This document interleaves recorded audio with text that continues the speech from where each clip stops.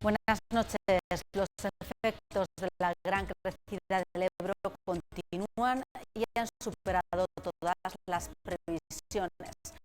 Los vecinos de los pueblos de la ribera siguen en alerta y se ha llevado a cabo una rotura controlada de la autopista aragonesa para minimizar la inundación en Pina.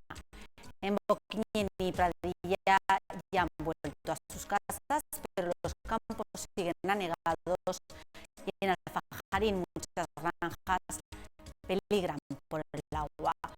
Lo analizaremos con nuestros invitados y hablaremos además de Zaragoza en Común, que ya ha dado a conocer la candidatura con la que concurrirá a las elecciones municipales. Para hablar de estas cuestiones nos acompañan esta noche en mesa de redacción Ricardo Mur, presidente de Confederación de Empresarios de Zaragoza. Buenas noches. Hola, muy buenas noches.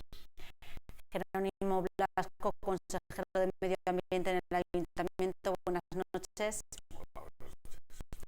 Y Juan Martín, portavoz de Junta en el Ayuntamiento. Buenas noches. Muy buenas noches. Vamos a comenzar hablando, decíamos, de esa crecida del Ebro y de los efectos terribles que ha ocasionado entre las incidencias. Lo comentábamos, han efectuado una rotura controlada de la autopista aragonesa para que no llegase el agua hasta o minimizar la llegada del agua hasta Pina. Vuelven los vecinos a Boquiñeni, pero se encuentran en un panorama desolador con campos anegados y granjas que están peligrando. Han superado entonces las previsiones, estos efectos tan catastróficos. Ricardo. Bueno, yo creo que ahora no vale de nada lamentarnos, ¿no? Yo creo que ha habido un error en las previsiones, pero sobre todo hay una dejadez en todo lo que es la gestión del río Ebro desde hace muchísimos años, ¿no? Es decir, bueno, ahora no se sabe si la culpa es del gobierno de Aragón, del gobierno central. Lo cierto es que ahora, bueno, pues parece que se van a poner de acuerdo muy deprisa para solucionarlo cuando realmente llevan años sin tomar medidas, echándose el balón de un lado a otro, ¿no? Yo creo que es urgente el que el río se drague, el que el río se limpie, porque todo lo que arrastra, ¿no? De limos, de tierras, de materiales de obras, de cuestiones que se han hecho, pues ha hecho que se eleve el nivel, y eso es evidente. Y desde nuestro punto de vista, lo primero que se debe de proteger son los intereses de las personas, son las poblaciones, y es toda la actividad económica que hay alrededor del río, ¿no? y de estas poblaciones, ¿no? Y una vez hecho el daño, es decir, bueno, el río es naturaleza pura, ¿no? Es decir, no se puede luchar en contra de la naturaleza, pero sí que se puede trabajar para minimizar sus efectos. Yo creo que ese efecto de una mala gestión, de una mala previsión, y la pregunta es quién va a pagar ahora todos estos desaguisados, todos estos efectos económicos, todas estas pérdidas. ¿Quién las va a asumir, no? Sí, bueno, yo creo que coincido prácticamente con lo que dice Ricardo, pero también es verdad que desgraciadamente es más complicado, más complejo, porque efectivamente el río siempre va a desbordarse en determinados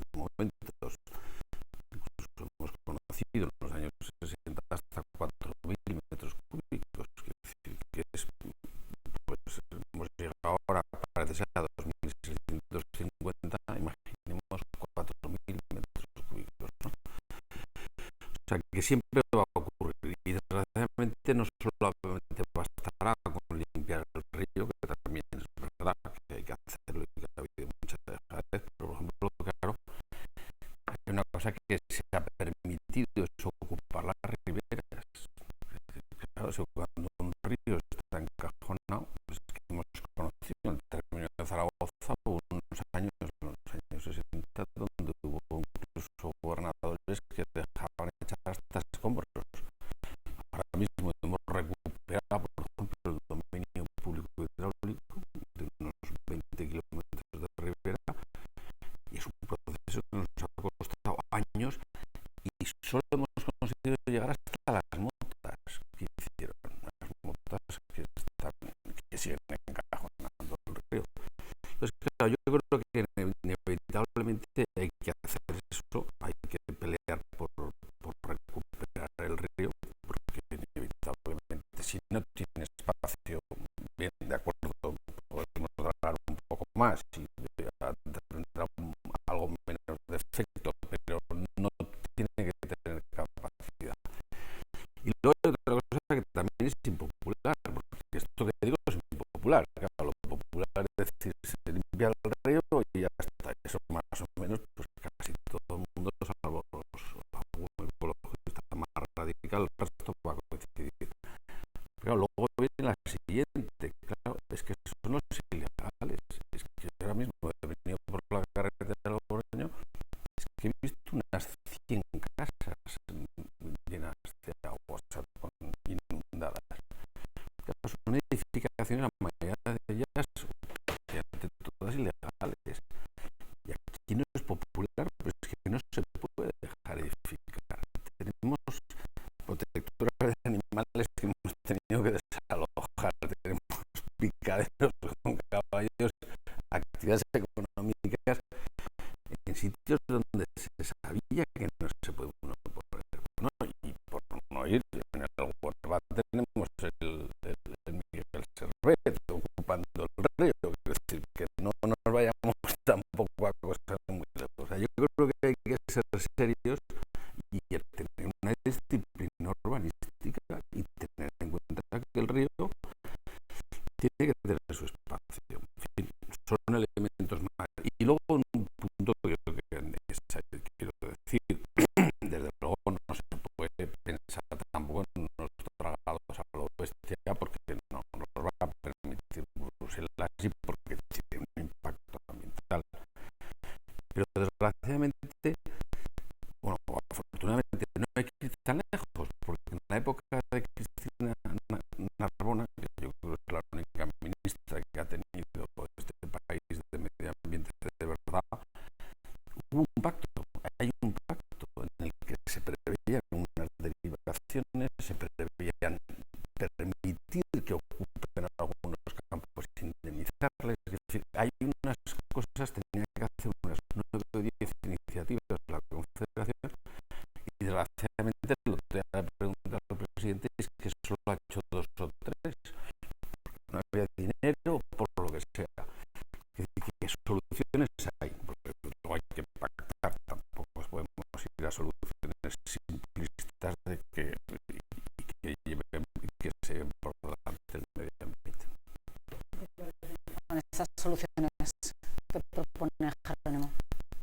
Pero es que no hay más solución que esa dirección. O sea, que nadie piense que se va a poder, desde luego desde el punto de vista medioambiental es una barbaridad, pero que nadie piense que se va a poder dragar 400 kilómetros de río. Ni medioambiental, ni física, ni económicamente. Aparte que es una solución que es pan para hoy y hambre para mañana, porque el río sigue con su propia dinámica. Se tiene que plantear un conjunto de soluciones. Es que esto no es un problema que solamente suceda en la ribera del Ebro, es que esto pasa en otros ríos europeos de mucho mayor caudal y de muchísima mayor estacionalidad. Me refiero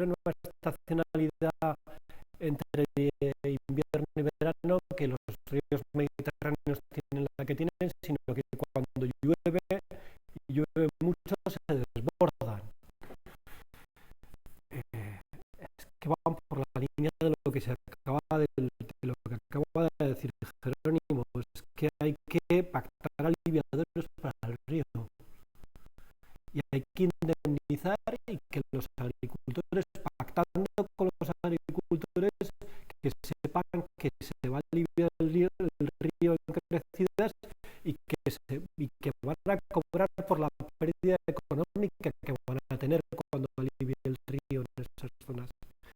Es que no hay que permitir que el río esté encajonado, porque en cuanto el río está encajonado, evidentemente va subiendo el nivel y destroza mucho más.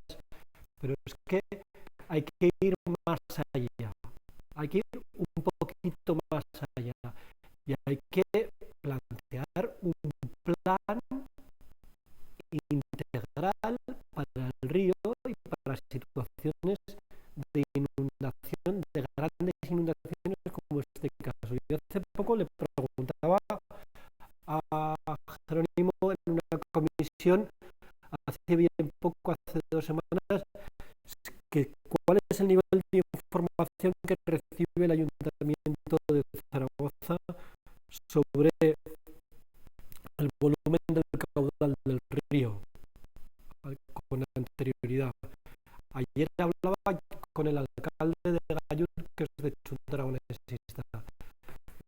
Nuestros televidentes tienen que saber que el alcalde de Gallur y el de Boquiñeni y el de Pradilla y el de Pina no han tenido información de lo que pasaba con el río.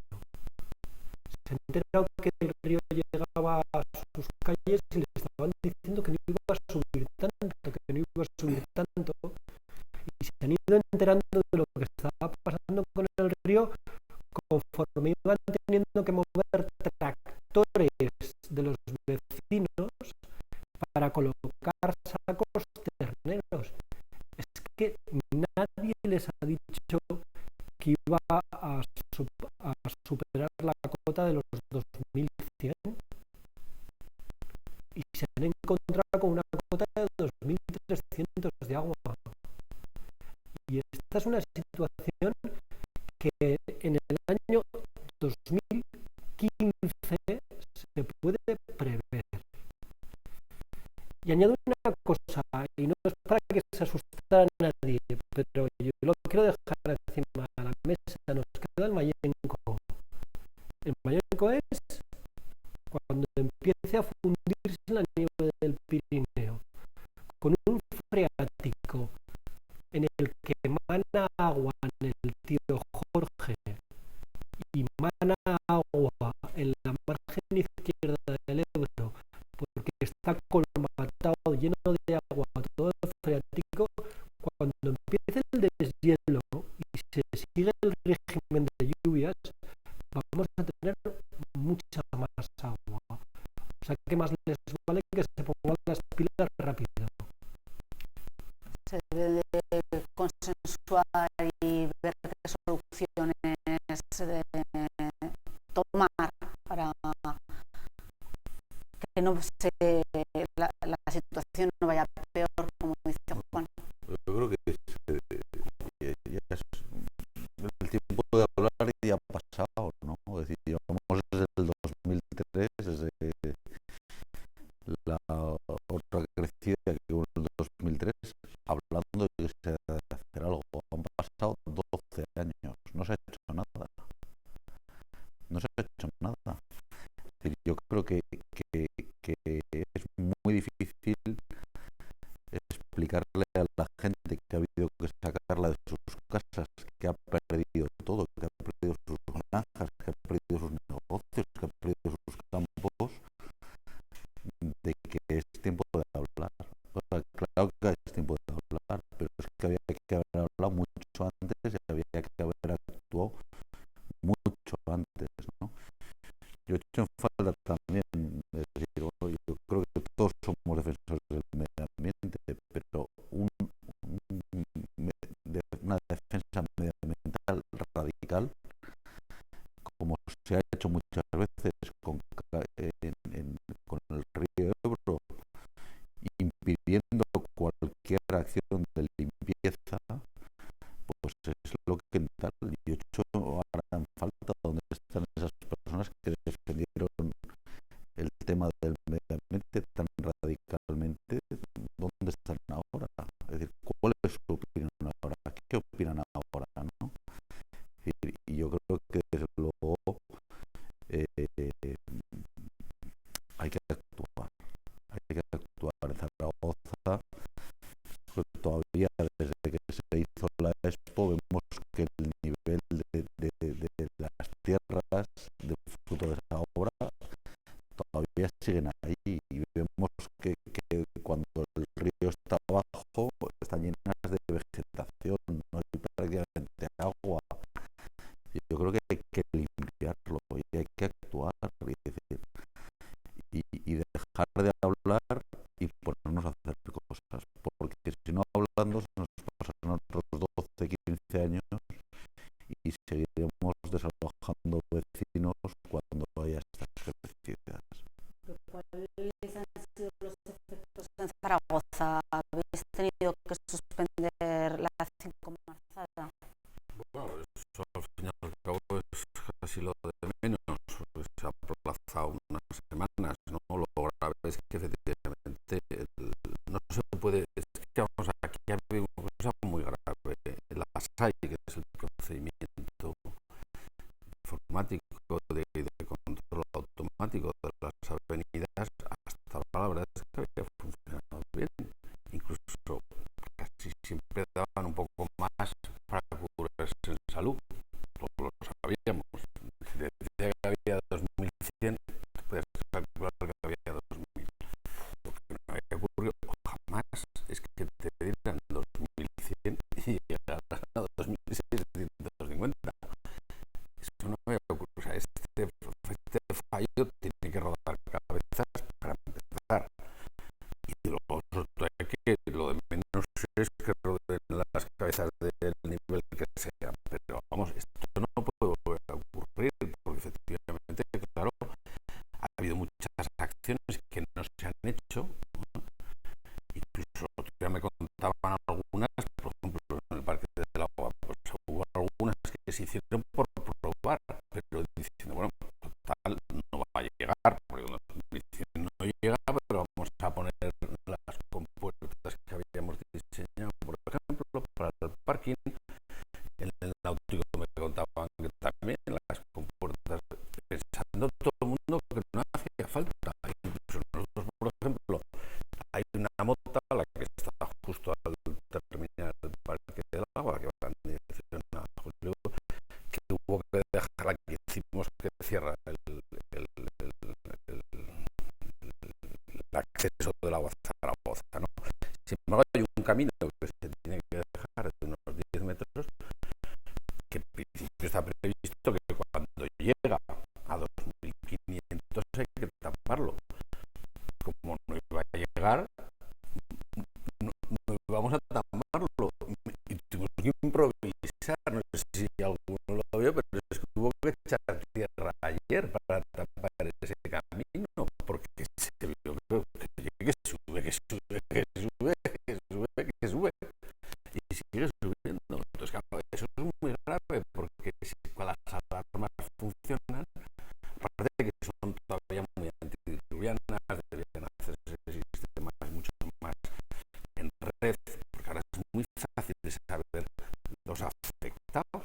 Es decir, no puede ocurrir que una perrera, como se ocurrió el otro día, que ya se inundó la vez pasada, hace 2 años, no tenga una visión individualizada de que le va a llegar el agua, por ejemplo, o urbanizaciones, digamos, no muy legales. No quiero entrar en ese debate, pero todos sabemos que hay edificios y urbanizaciones que no es que estén nada bien legalizadas o que no deberían nunca haberse puesto, pero ya que están, pues hacen un sistema de alerta rápido y desde luego no te puedes confundir, porque ahora va a tener problema con los seguros, porque claro, hay gente que no ha tomado acciones porque se suponía que venía en una riada ordinaria, solo se dijo que era extraordinaria el último día.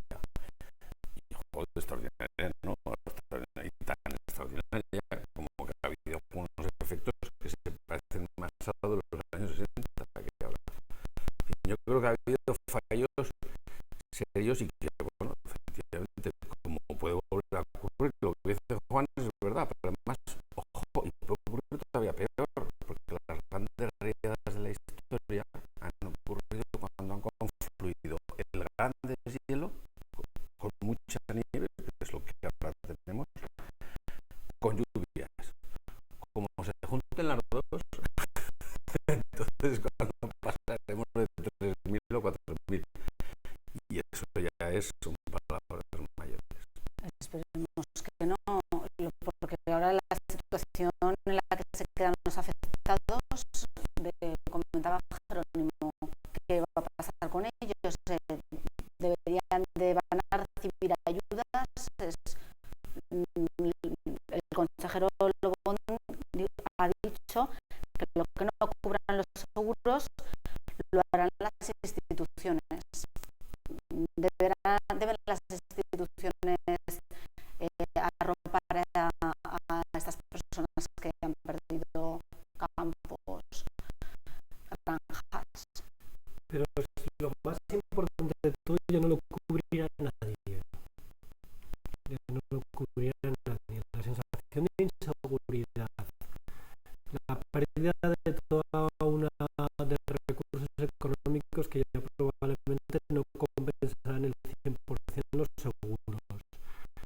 La situación de estar viviendo en un sitio donde no te están contando la verdad, donde no te están contando la verdad. Eso ya no lo va a compensar nadie. Lo más importante de todo son las personas. Lo más importante de todo. Es decir, yo no soy partidario ni nada de que tenga un mínimo sentido común de no pensar en términos.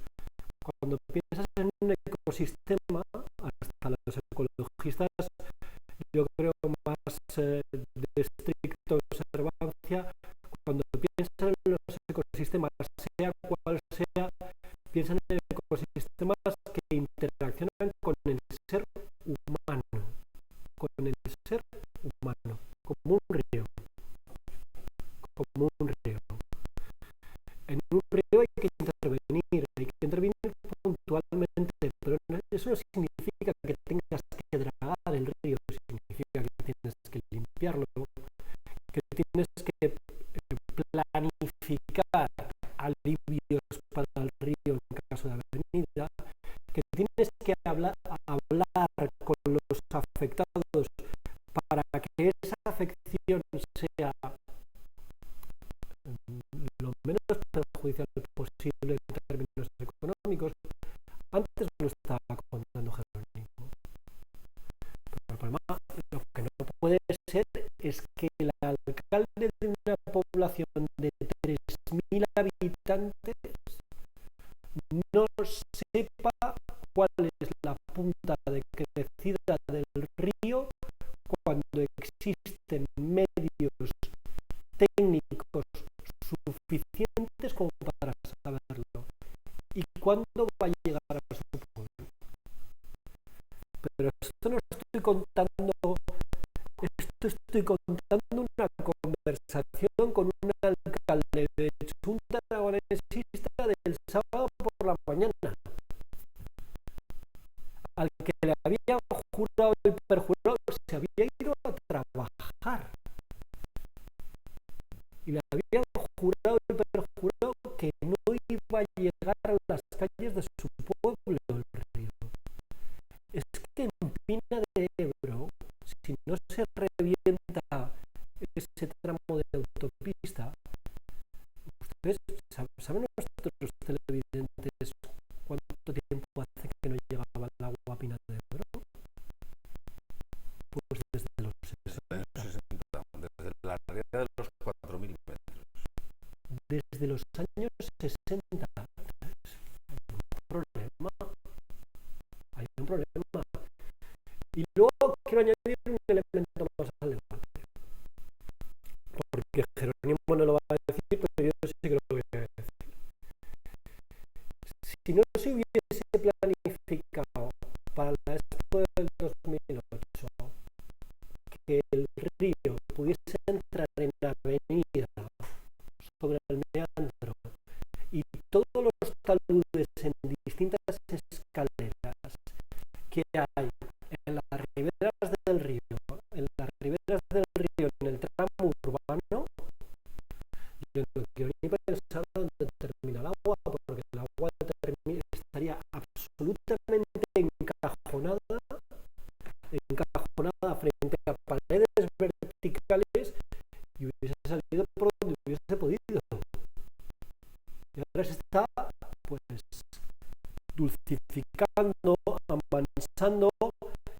evidentemente con una punta de crecida como esta, evidentemente lo anega y se lo lleva a todo.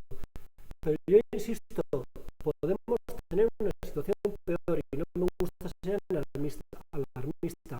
Como siga este nivel de temperatura y siga deshelando, que eso es un Mayenco, deshelando, bajando el nivel del Pirineo, con el freático colmatado como está, es decir, lleno de agua hasta arriba, podemos tener un problema serio y yo espero que se tomen las medidas ya. Ricardo, para cerrar. Pues estoy de acuerdo con todo lo que se ha dicho, ¿no? Es decir, yo creo que lo que ha pasado ha pasado.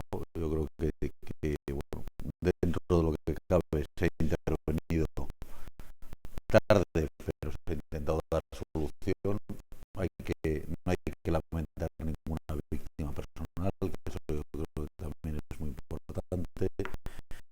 Yo creo que una vez que ha pasado sí que las autoridades han respondido de una manera adecuada, pero se ha fallado mucho en la previsión, ¿no? Es decir, muchas veces es muy fácil hablar del río desde la ciudad.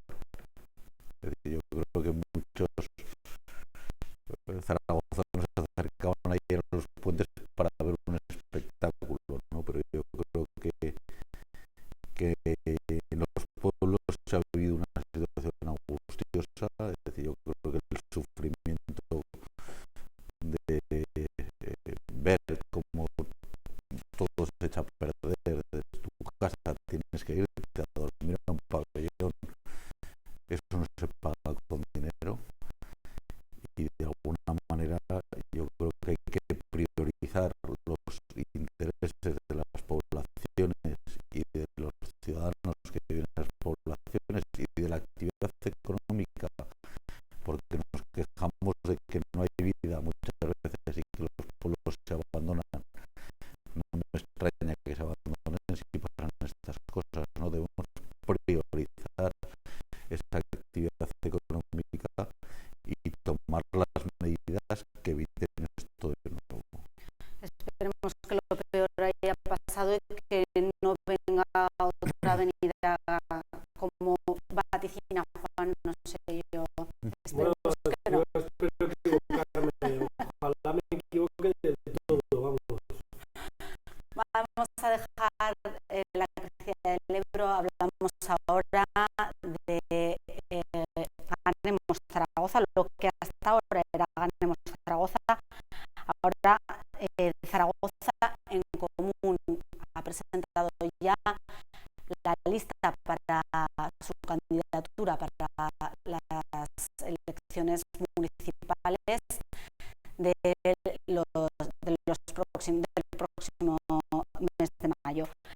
Los 5 primeros aspirantes son 2 son independientes y los otros 3 pertenecen a Izquierda Unida.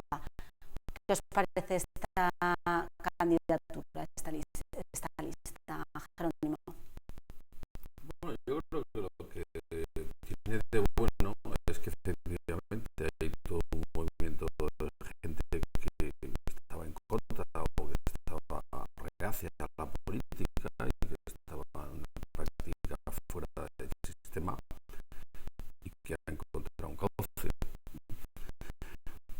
Lo otro, bueno, pues yo creo que está bastante claro. A partir de lo que hemos visto, pues una lista de extrema izquierda que está bien, que tiene todo el derecho, y que yo me imagino que algunos de ellos pues se podrán trabajar. Alguno de ellos es concejal ahora en el Ayuntamiento de Zaragoza, de Izquierda Unida. Otro es trabajar en el Ayuntamiento como secretario, es el secretario general, que está en el grupo, que está bien. Lo único que bueno, que sepa el electorado lo que es esto. Y también sorprende que elijan a la gente antes de elegir un programa. En fin, cosas de estas a mí me están sorprendiendo. Incluso que no esté ya Podemos, sino que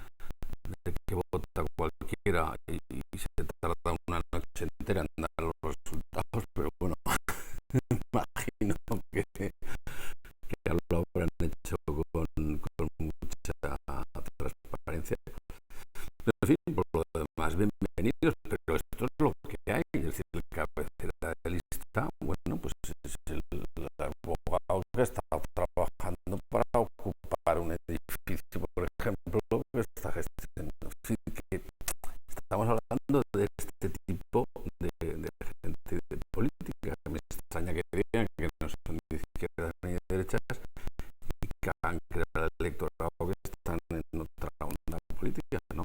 Pues son gente con todo el derecho, que está en movimientos muy a la izquierda. Perfecto, pues sí, es un elemento más. Veremos cómo el electorado cómo los trata. Juan. Pues ayer presentamos también la lista del Centro Lo sé, pero como venías, digo, seguro que nos lo cuenta. 31 concejales, 31 concejales, es difícil conseguir 31 concejales, ¿no? Pero 31 personas, hombres y mujeres dispuestas a trabajar por esta ciudad y que además llevan trabajando por esta ciudad en común, en juntas de distrito, en asociaciones de vecinos y en muchos espacios ciudadanos, ¿no? Y yo que se presente con Ciudadanos en una lista electoral tengo pocas cosas que decir, pues encantado. Tendré más cosas que decir cuando sepa lo que proponen. Yo me reconozco de la vieja escuela. Intento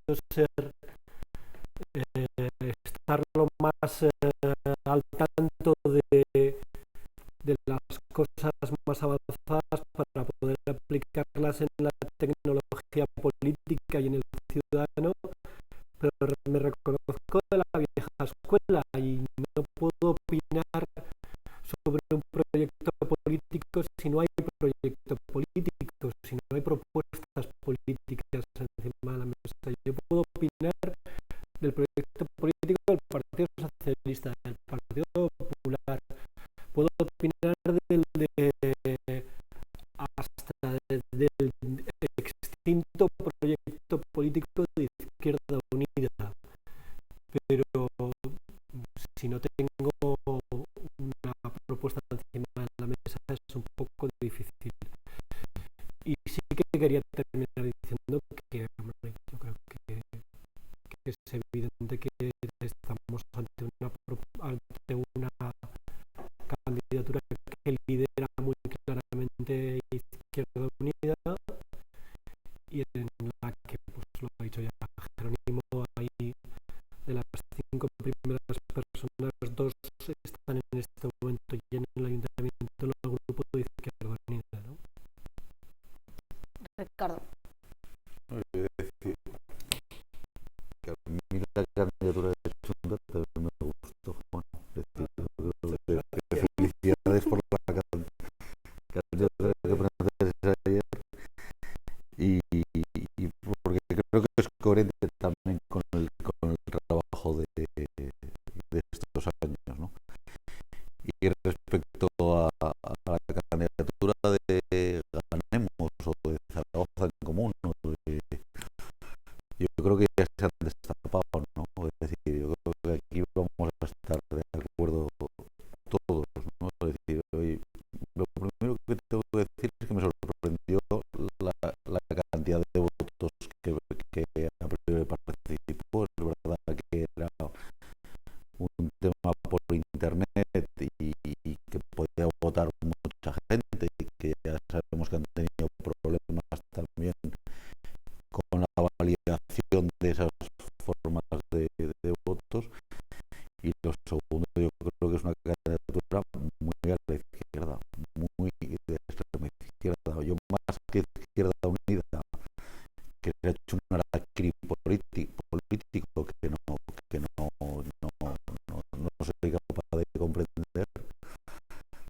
sí que creo que lo está no lo está controlando la izquierda, lo está controlando el Partido Comunista.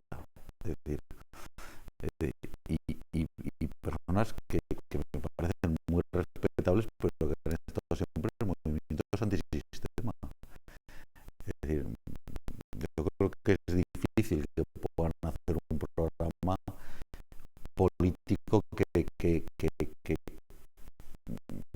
haga converger voluntades de centro o voluntades tal, porque tienen una ideología muy definida, pese a que la intentan ocultar, ¿no? Y no conocemos tampoco ninguna propuesta ni nada de lo que quieren hacer, ni sino, bueno, pues simplemente es una marca comercial con una serie de personas y yo creo que ha sido un error el intentar subsumir ahí todos estos partidos y que el ciudadano no es tonto, ¿no? El ciudadano al final se da cuenta de estas cosas. ¿No sorprende que no esté Podemos entre esos 5 primeros candidatos? Bueno, Podemos, por lo que parece, sí que ha recomendado y ha apoyado al cabeza de lista, ¿no? Un abogado penalista, ¿no? A Pedro Santi Esteve. Y bueno, también llama la atención, ¿no? Llama la atención de alguna manera el que Podemos va a jugar sus bazas a nivel nacional o a nivel de comunidad autónoma y no tiene equipos. Es decir, ahora si el Partido Popular, el Partido Socialista, que llevan 30 años, muchas veces tienen dificultades para conformar equipos solventes, equipos sólidos para gobernar en ayuntamientos o en pequeños municipios. Y también llama la atención la desafección que tienen por el mundo rural. Es decir, ni Podemos, ni Ganemos, ni ninguno de estos se preocupan por la gente del mundo rural.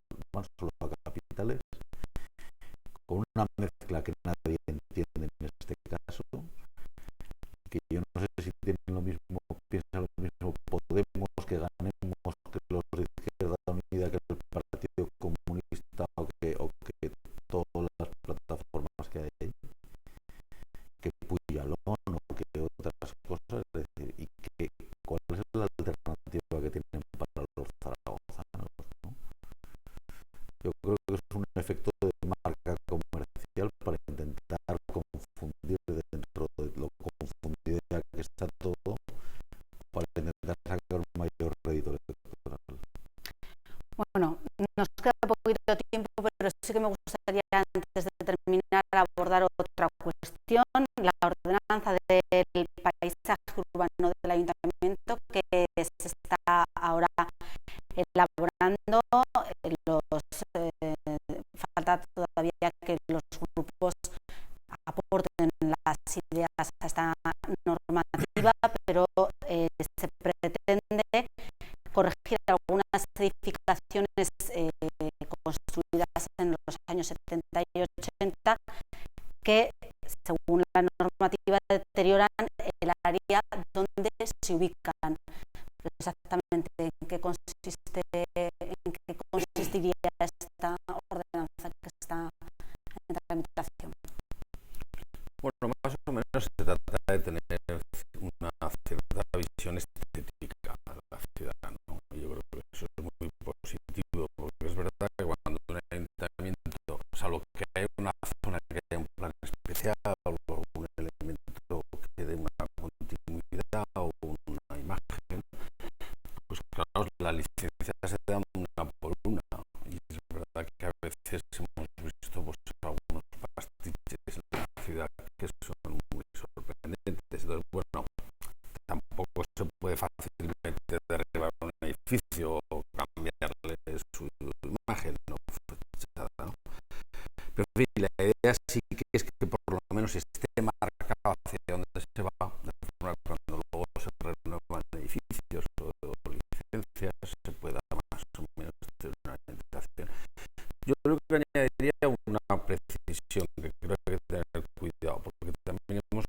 reconocido que eso está bien hacerlo así, sobre todo cuando hay una cierta unidad, un criterio, una orientación estética, arquitectónica.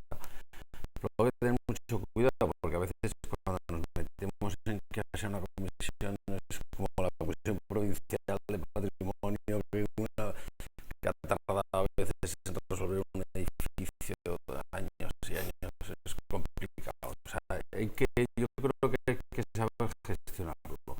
El principio de la ordenación o la orientación de la ordenanza es buena. O sea, que tampoco es una comisión ajena al ayuntamiento quien te imponga una visión estética y tal. Bueno, yo creo que no habrá una gran... Primero hay que aprobarla, ojo, que todavía estamos en la fase. Yo creo que no habrá una gran transformación a largo plazo, a corto plazo, perdón, pero bueno, yo creo que también el urbanismo en la ciudad tiene que crecer con perspectivas a medio y largo plazo. Bueno, es una ordenanza propuesta de Junta. Sí, es una ordenanza propuesta de Junta que tiene que ver también con el criterio estético de los edificios, pero que tiene que ver con otras cosas. Tiene razón Jerónimo que esta es una ordenanza que se verá su efecto en el medio y largo plazo, no en el corto. Yo tengo contabilizados al menos 17 tipos de baldosas diferentes en la ciudad de Zaragoza. Y me quedé, dejé de contar en 12 modelos de farolas y de papeleras diferentes en la ciudad de Zaragoza.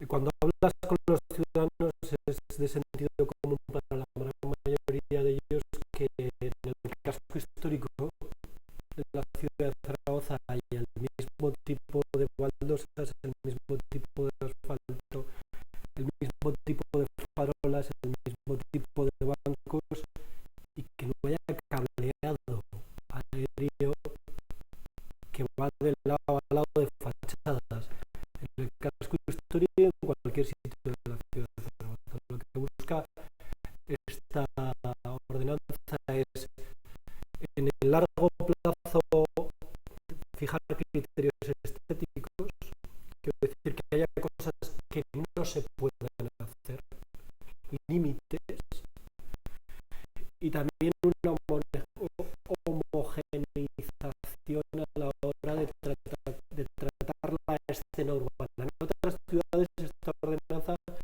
se llama de escena urbana, ¿no? Para que haya elementos de nuestras calles, de nuestras plazas que tengan cierta homogeneidad y no tengamos en este momento tratamientos estéticos absolutamente diferenciados. ¿Por qué? Porque probablemente el casco histórico de la ciudad de Zaragoza, que es uno de los cascos históricos más grandes de España, si tuviese un tratamiento estético uniforme en su acerado, en su asfaltado, en sus farolas, en su mobiliario urbano, en el tratamiento de las verjas, en el tratamiento de los rótulos de los establecimientos comerciales, en las líneas de tendido eléctrico, evidentemente ganaría mucho estéticamente. Bueno, pues eso en el casco histórico y trasladado al conjunto de la ciudad de Zaragoza. Ricardo, ¿qué te parece esta propuesta de ordenanza? Me parece una propuesta muy lógica, muy sensata y que va en línea con los nuevos tiempos, ¿no? Quiero decir, yo creo que a lo largo de la historia hemos sido grandes expertos en destruir nuestra historia y nuestra ciudad y hay ejemplos para todos los gustos, desde la Torre Nueva hasta palacios renacentistas, hasta